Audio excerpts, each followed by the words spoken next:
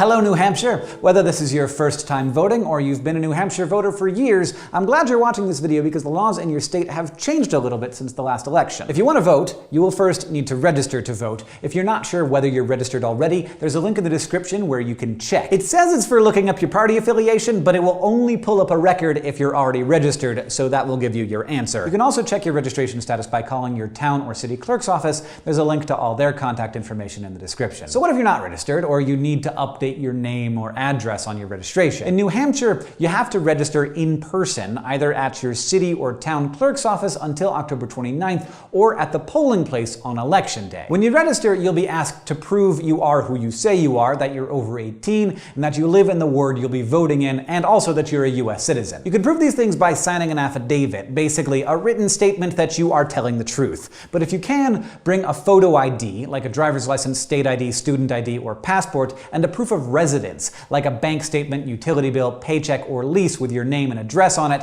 to help the registration process go more smoothly. There's a link in the description where you can find your clerk's office to go get registered, but also remember, you can register at the poll on election day. So once you're registered, you get to vote. In most cases, you're going to be voting in person on November 8th in New Hampshire, unless you'll be out of town on election day or have a disability, religious belief, or a work shift that doesn't allow you to get to the polls. If any of those situations apply to you, there's a link below where you can apply for an absentee ballot. There's no specific deadline to request it, but the sooner you do it, the better. They'll start sending out ballots around October 8th. Once you apply, you'll get your ballot in the mail, and all you have to do is fill it out at your own pace and mail it back before November 8th, or drop it off at your clerk's office by November 7th. For the rest of you, you'll need to head to the polls on November 8th. You can look up where you need to go vote using the link in the description. The hours that polls are open vary from town to town, but that same link where you look up your polling place will tell you exactly when it's open. You'll need to bring a photo ID with you, like a driver's license, state ID, passport, student ID, or military ID. If you don't have one of those, you may still be allowed to vote if you sign an affidavit that says that you are you. If you have any questions, don't be afraid to ask the poll workers. Remember, they are there to help you vote. If you want to see everything that's going to be on the ballot ahead of time, which I suggest you do, you can go to your local clerk's website to find a sample ballot.